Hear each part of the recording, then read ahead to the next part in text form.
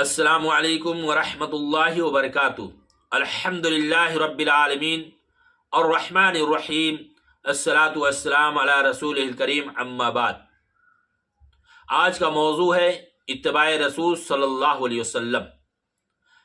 اللہ رب العالمین سورہ آل عمران کے اندر ارشاد فرماتا ہے آیت نمبر 31 میں، قل ان کنتم تحبون اللہ فاتبعونی یحببکم اللہ ویغفر لکم ذنوبکم واللہ غفور الرحیم۔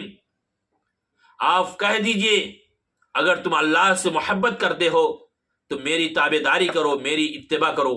یحببکم اللہ، اس طرح اللہ تم سے محبت کرے گا۔ ویغفر لکم ذنوبکم، اور اللہ تم سے محبت ہی نہیں کرے گا بلکہ تمہارے گناہوں کو معاف فرما دے گا۔ واللہ غفور الرحیم، اللہ تعالیٰ بہت بخشنے والا نہایت مہربان ہے۔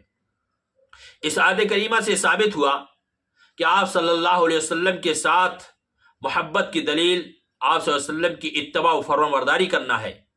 لہٰذا اگر کوئی شخص آپ صلی اللہ علیہ وسلم کی محبت کا دعویٰ کرتا ہو اور آپ صلی اللہ علیہ وسلم کی اتباع رسول کا فرمان بردار بھی ہو، سنت کے مطابق زندگی گزارتا ہو، تو ایسے شخص کے متعلق کہنا چاہیے کہ وہ اپنے محبت کے دعوے میں سچا ہے۔